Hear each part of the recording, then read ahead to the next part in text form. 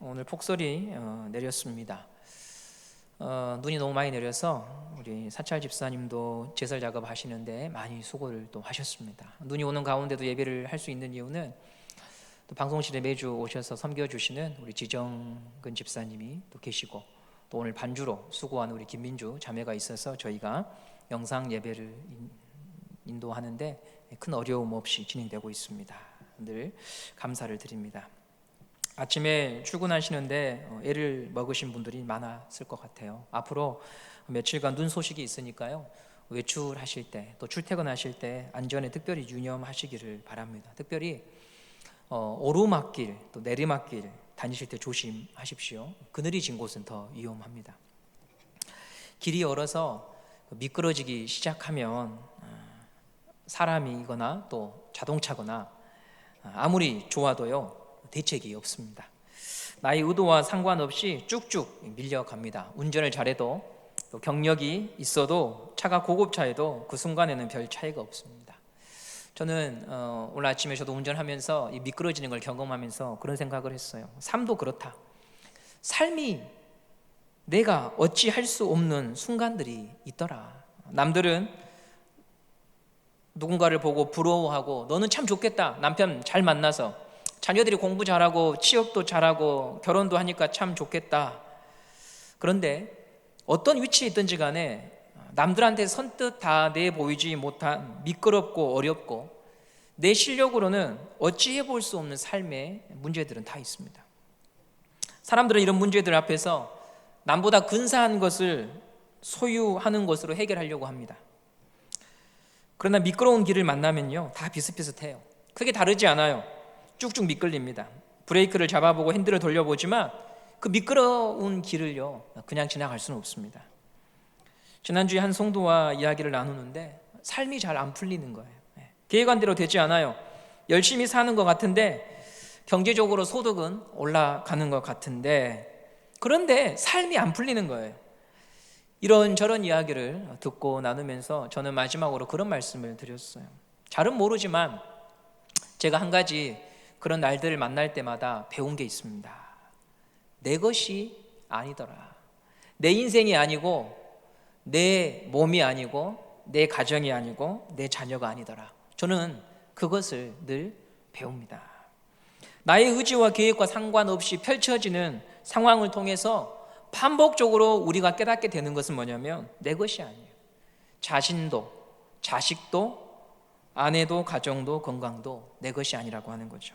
그래서 내 마음대로 안 돼요. 아파트 엘리베이터를 타면 사방에 거울이 부착돼 있거든요. 그래서 얼굴을 자주 보게 되는데 문득 이제 그 거울 속에서 보게 되는 게 뭐냐면 살짝 흰머리가 보여요. 흰머리가.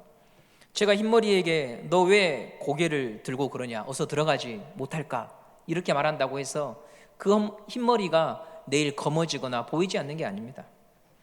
제 머리카락이지만 제가 어떻게 할 수 없어요. 물론 염색이라고 하는 방법이 있겠지만은 한 달 지나고 나면은 또다시 흰머리를 마주하게 되는 것이죠. 지금 내가 누리고 있는 것, 소유하고 있는 것은 내 것이 아니에요. 그럼 어떻게 있는 것일까? 어떻게 내 품에 있는 것일까? 누군가 맡겨준 거죠. 좀 더 정확히 말하면 하나님께서 우리에게 사용하라고 맡겨주신 거예요. 창조주 하나님께서 내게 허락하셨기 때문에 있는 거예요. 이것을 알고 믿는 사람이 성도죠. 사무엘 상하 그리고 열왕기 상하의 주제는 한 가지라고 말씀을 드렸어요. 누가 왕입니까? 너의 왕은 누구인가? 너의 가정의 왕은 누구인가? 자녀의 왕은 누구인가?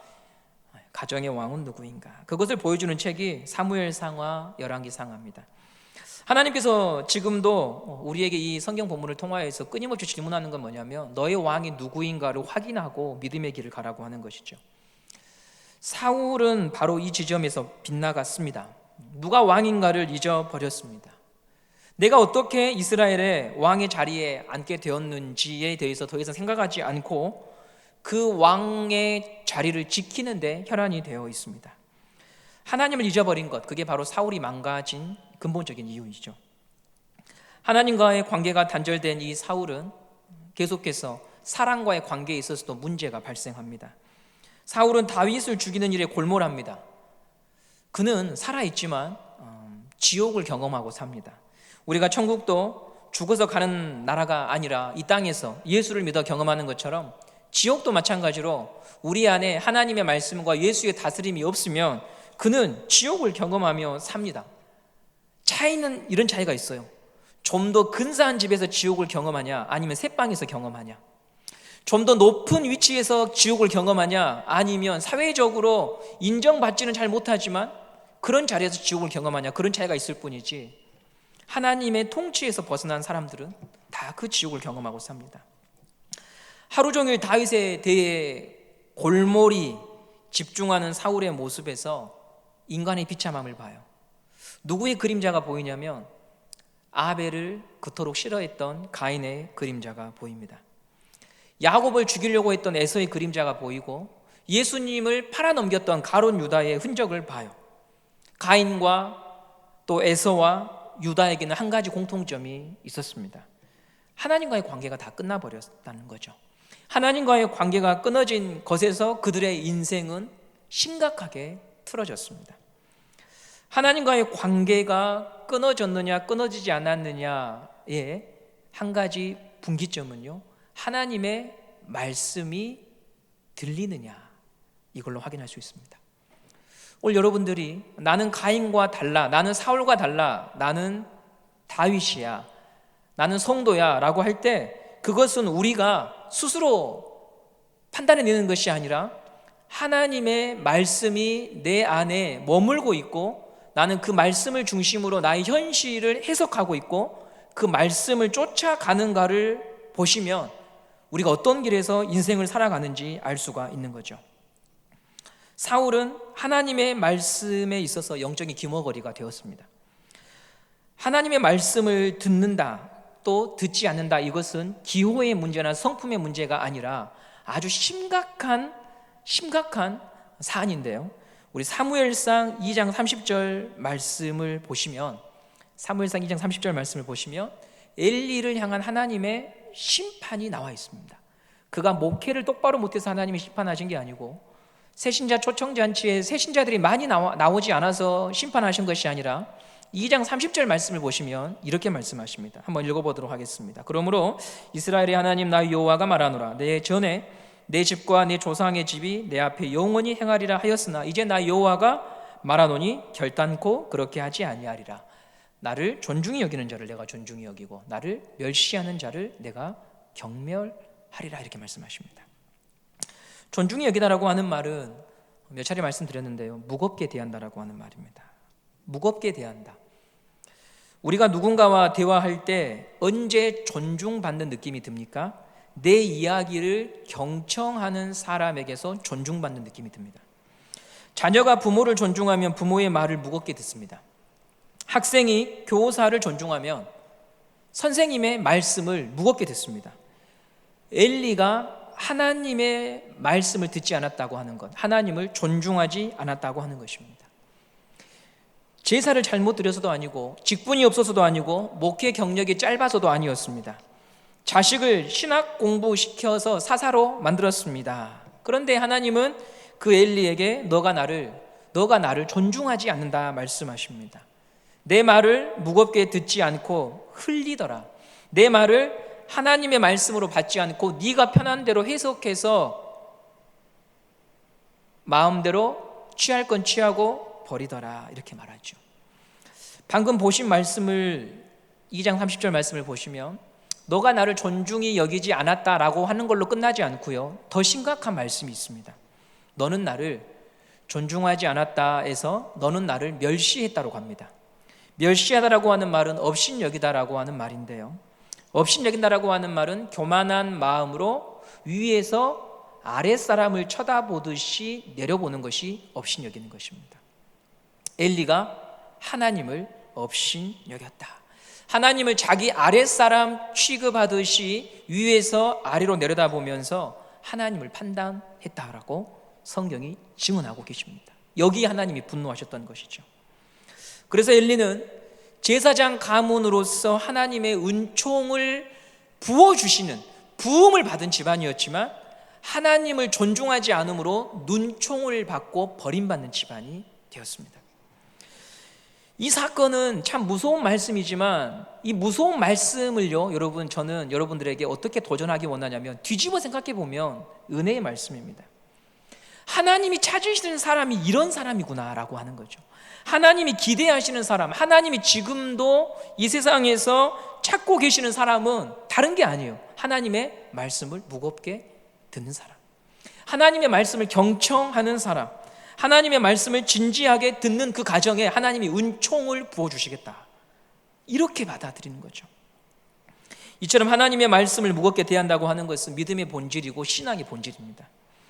이런 기초와 기본이 되어 있지 않는데 주여 주여 하는 것은 의미가 없는 것이죠. 오늘 우리가 2020년을 돌아보면서 우리 가정에 이 기초와 기본이 무너져 있다면 애통하고 아파함으로 2장 30절의 말씀이 우리에게 저주로 임하는 것이 아니라 축복으로 임하기를 갈구하는, 갈망하는 우리 은성교회가 되어야 하겠습니다.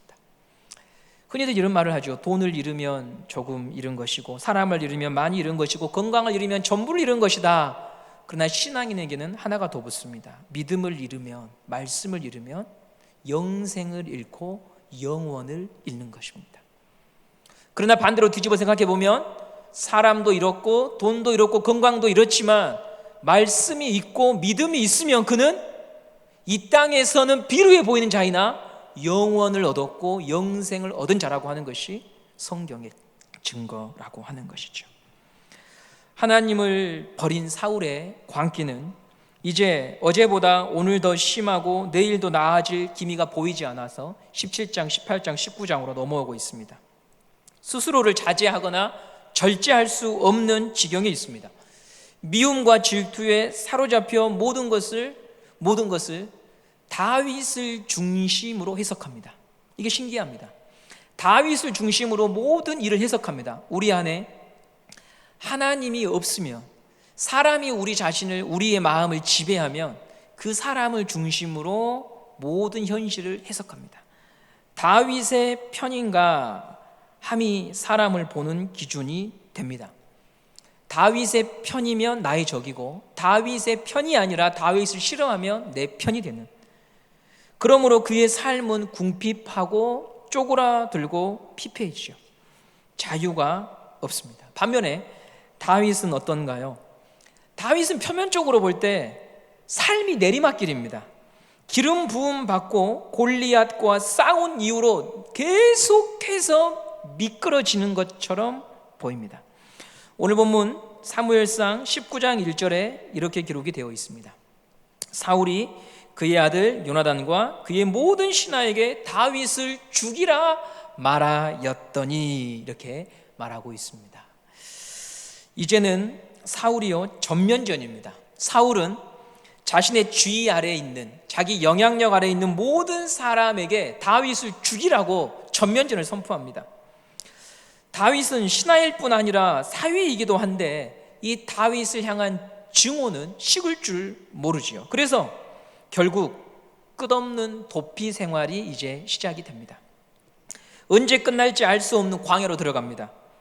이 장면에서 우리는 다음과 같은 질문이 생깁니다.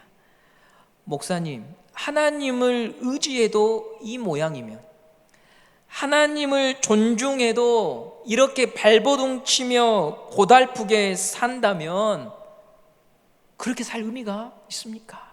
이렇게 묻게 되죠. 옳은 말입니다.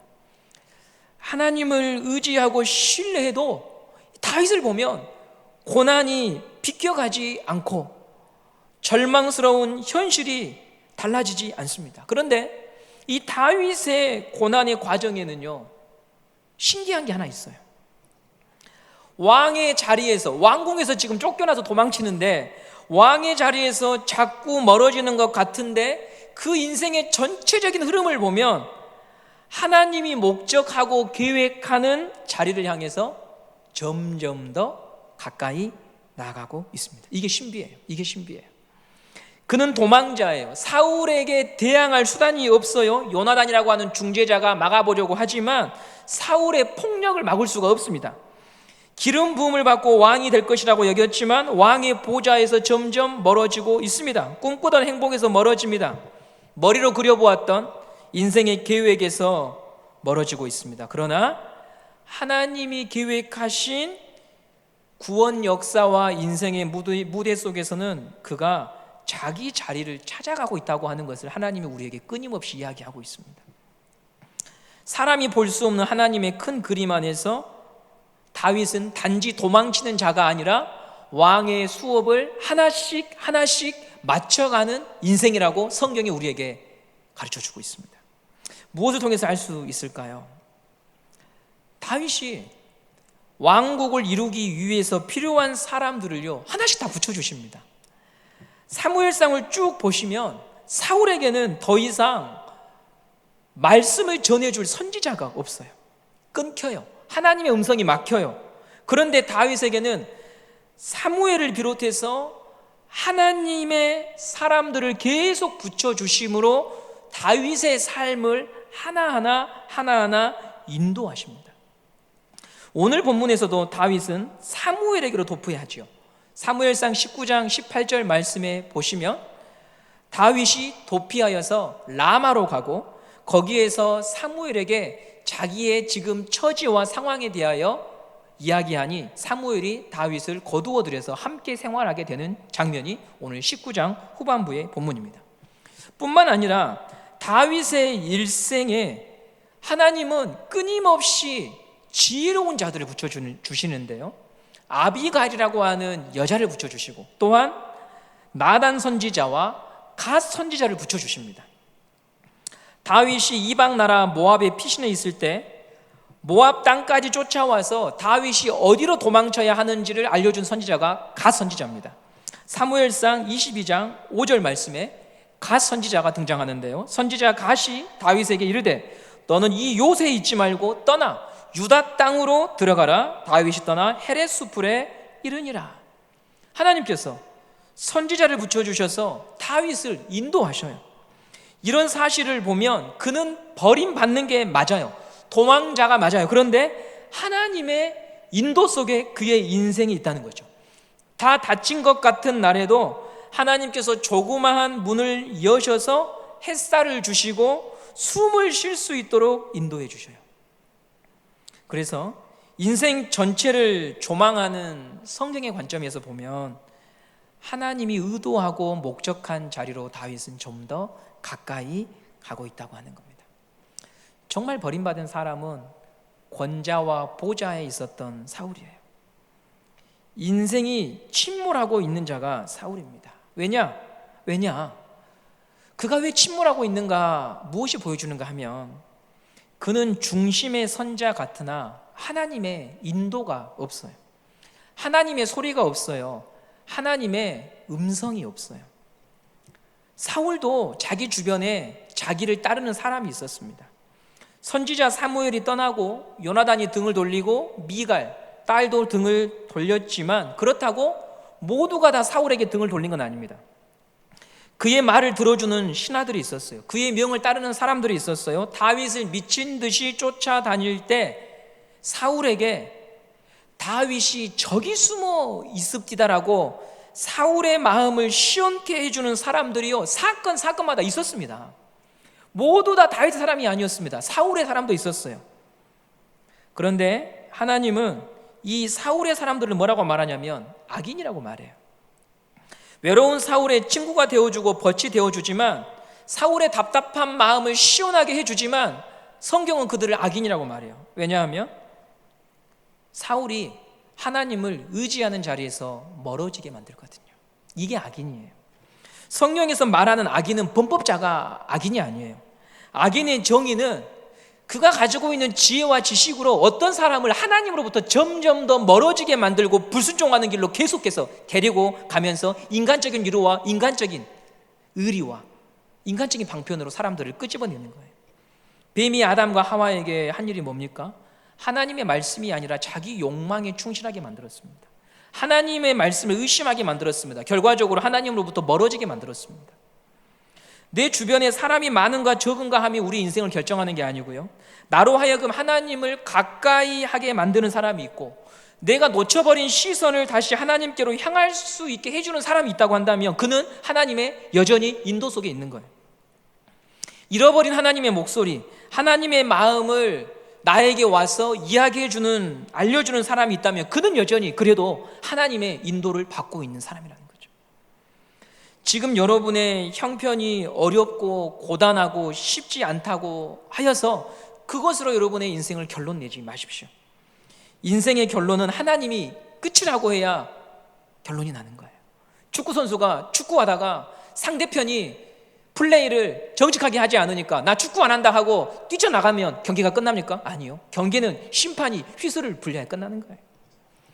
오늘 내 마음대로 어떻게 해볼 수 없는 상황에 서 있다고 한다면 고통스럽지만 우리는 다시 본질로 돌아가야 됩니다. 내 인생은 내 것이 아니구나. 내 삶은 내 것이 아니구나. 하나님이 나에게 맡겨주신 것을 하나님이 허락하신 때까지만 누리다가 반납해 드려야 되는 것이구나. 하나님, 저는 이 삶을 감당할 지혜가 없습니다. 주님이 왕이심을 내가 다시 한번 고백하니 저를 인도해 주십시오. 제 삶이 도망치는 것처럼 초라합니다. 나를 찾아주는 사람이 없습니다. 그러나 주님이 나의 피난처임을 믿고 제가 주의 인도를 구하오니 주님, 저를 불쌍히 여겨 주십시오. 도망치는 왕 다윗. 왕이 도망을 치다니요. 말이 안 되죠. 그런데요, 그 말이 안 되는 도망치는 다윗의 그림자 속에서 우리는 예수님을 봅니다. 하나님의 아들이신 예수, 도망치는 왕보다 더 초라하게 사형 판결을 받습니다. 하나님의 아들이 나무에 매달려 있습니다. 무기력하게 조롱당합니다. 욕보임을 당합니다. 죽음으로써 막을 내립니다. 완벽한 실패입니다. 무엇을 기대할 근거가 없습니다. 무대의 조명은 꺼졌고 관객들은 떠났습니다. 그런데 하나님께서는 그 막이 내리고 종결된 끝을 붙잡으셔서 누구도 생각하지 못한 일을 하신다고 하는데 기독교의 능력과 신비가 있습니다. 그 끝을 붙잡으셔서 새로운 일을 시작하시고 안 되는 자를 되게 하시며 인생을 고치시고 살리시는 십자가의 능력, 그것이 우리가 고백하는 예수 믿는 신앙입니다. 여러분의 인생이 도망치는 자처럼 내 자리가 없고 내 집이 없고 내 이름이 없는 것처럼 느껴질 때마다 주님께로 더 깊이 나아가십시오. 시편 119편 55절 말씀에 이런 말씀이 있습니다. 여호와여, 내가 밤에 주의 이름을 기억하고 주의 법을 지켰나이다. 내가 밤에, 내가 광야에 있을 때, 도망칠 때, 내 힘으로 되는 것이 하나도 없을 때 나는 주님의 이름을 기억하고 주의 말씀을 들었고 그 말씀대로 살겠습니다. 이 고백인 것입니다. 이번 주일에 담임 목사님께서는 레위기 7장 말씀을 통하여서 화목제물 되어주신 예수 그리스도를 통하여서 위로는 하나님을 사랑하고 옆으로는 우리가 공경하고 사랑해야 할 대상들에 대해 용서하고 자비와 사랑을 베풀 것에 대해서 말씀하셨습니다. 저는 그 말씀을 들으면서 제 마음에 크게 찔림이 있는 말씀이 있었습니다. 부모님을 섬기는 부분에 있어서 저는 장남이었지만 항상 부족했습니다. 7년 동안 마산에 있었죠. 그리고 어머니가 홀로 계시지만 명절 때 빼고는 용돈을 드려본 기억들이 많이 없습니다. 그래서 제가 그날 목사님의 말씀을 듣는 가운데 하나님이 나에게 주시는 메시지라고 하는 것을 제가 듣고요, 그날 저녁 저희 아내에게 그 설교를 듣던 그 시각에 제가 메시지를 보냈습니다. 예배를 마치고 우리가 이번 달부터 양가 부모님한테 얼마라도 용돈을 드리는 것이 하나님이 기뻐하신 일 같다. 우리의 경제적 사정을 생각하는 것보다 하나님이 이것을 우리에게 원하시고 요구하면 그렇게 사는 것이 신자의 길인 것 같다라고 해서 문자를 보냈어요. 그랬더니 아내가 그렇게 하자고 하더라고요. 우리가 걸어가는 이 길은요, 세상 사람들이 볼 때는 플러스 마이너스로는 잘 답이 나오지 않는 길입니다. 그리고 세상 사람들이 볼 때에는 어떻게 보면 적자인 길이고 또 미련한 길이고 바보 같은 길입니다. 그런데요, 십자가는 뭘 말하냐면 그 어리석은 길 가운데 너희들이 순종할 때 이 세상이 측량하지 못하는 방법으로 하나님이 너희의 인생을 인도할 것을 가르쳐 주는 것이 십자가의 길입니다. 교회가 변질됐다고 하는 게 뭘까요? 다윗의 믿음을 가진과 동시에 사울의 권력을 가질 수 있다고 생각하는 것이죠. 그런 길은 없습니다. 그건 바알을 섬기는 것입니다. 그런 길은 없어요. 이게 바로 우리의 싸움입니다. 이게 바로 우리의 싸움이에요. 항상 우리는 말씀 앞에서 다윗의 믿음의 길을 갈 것인가, 아니면 사울이 거머쥔 그 권력을 사모하고 거기에 인생을 걸 것인가, 늘 우리는 선택받게 되는 것이죠. 그리고 많은 교회들이 이미, 많은 목회자들이 이미 사울의 권력을 다윗의 믿음인 것처럼 포장해서 가져가려고 하는 것이 교회에 편만해져 있기 때문에 교회가 세속화된 것입니다. 하나님을 위해 섬기고 하나님을 위해 헌신하는 것을 세상의 플러스 마이너스 잣대로 폄하하고 가치를 판단합니다. 그래서 우리는 예수님이 생존하셨던 2000년 시절에 우리가 태어났으면 우리도 그분을 향하여 돌을 던지고 그분을 향하여 욕했을 것입니다. 네가 하나님의 아들이거든, 너부터 구원해라. 우리가 우리 자녀들에게, 우리가 교회에 헌신하는 사람들에게 말하는 그 말이 그런 겁니다. 취업이나 하고 교회에 헌신해, 이렇게 말하지 않습니까? 네 공부나 하고 교회 헌신해, 이렇게 말하지 않습니까? 믿음의 가치와 세상이 우리에게 요구하는 가치를 똑같이 놓고 그것으로 우리 인생을 시험하고 있습니다. 그걸 누가 하고 있다고요? 마귀가 하는 게 아니라 교회 안에 있는 사람들이, 부모들이, 중직자들이 하고 있습니다. 여러분, 다윗의 믿음과 사울의 권력은 같이 가질 수 있는 게 아닙니다. 다윗의 믿음은 도망치면서 하나님만이 나의 피난처임을 고백하는 가운데 깨달아지는 것입니다. 오늘 여러분의 왕은 누구입니까? 여러분의 자녀들은 무엇으로 세상을 살 수 있을 거라고 생각을 합니까? 여러분이 오늘까지 섬겼던 왕은 예수 그리스도입니까? 아니면 숨겨놓은 부동산입니까? 건물입니까? 재산입니까? 연금입니까? 우리는 현실을 무시할 수 없습니다. 그러나 현실을 무시하는 것보다 더 큰 죄는, 더 큰 우매함은 그 현실을 인도하시고 지배하신 하나님을 모독하는 겁니다. 그 하나님을 의지하지 않는 것입니다.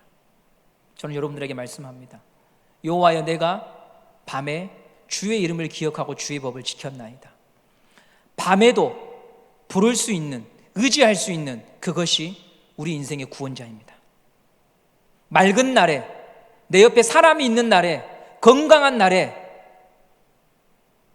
나를 구원해 줄 그것이 구원자가 아니라 밤에 도무지 살고 싶지 않고 아무도 내 옆에 있지 않고 인생에 의미가 없는, 모든 사람이 나를 버리는, 나의 모든 소망이 끊어진 그 날에도 부를 수 있고 의지할 수 있는 그 이름이 우리의 구원자라고 하는 사실을 여러분 기억하시기를 바랍니다. 저는 우리의 다음 세대가 우리보다 더 믿음 좋은 사람들이 되기를 간절히 소망합니다. 나보다 더 큰 집에 살고 좋은 직장에 다니는 것을 꿈꾸지 않습니다, 여러분. 그들이 더 좋은 믿음 가진 자가 되기를 원합니다. 그들의 광야의 길이 5년이고 10년이고 길다고 할지라도 그 인생길의 끝에 주님이 계신다면 그 광야길이 결코 헛되지 않을 것입니다. 그것을 자랑하고 즐거워하는 성도들이, 다음 세대가 우리 교회 가운데 태어나기를 간절히 바라고 있습니다. 우리의 성도들, 우리의 자녀들이 지금 도망치고 있다고 하여서 그들의 인생을 함부로 판단하지 맙시다. 그들 안에 예수가 있는가, 그들 안에 하나님이 있는가, 그것으로만 생각하고 그것으로만 우리의 소망 삼을 수 있는 저와 여러분이 되기를 간절히 소망합니다.